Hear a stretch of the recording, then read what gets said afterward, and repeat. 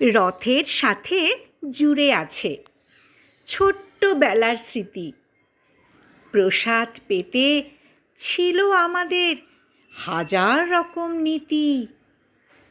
রথ মানে জগন্নাথ যাবেন মাসির বাড়ি। পড়াশুনোর সাথে আমাদের সেদিন থাকতো আড়ি।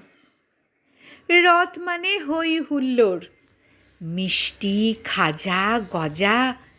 রথ মানে মেলায় কিনে খাওয়া জিলিপি আর পাঁপড় ভাজা। বিকেল বেলা হলেই সবাই দিতাম রথের দড়িতে টান। প্রণামী থালায় সাধ্য মতো সবাই করতো দান। সেসব আজ পুরনো হয়েছে, কেটে গিয়েছে আনন্দের রেশ। শৈশবের সব আনন্দই এভাবেই হয়েছে শেষ।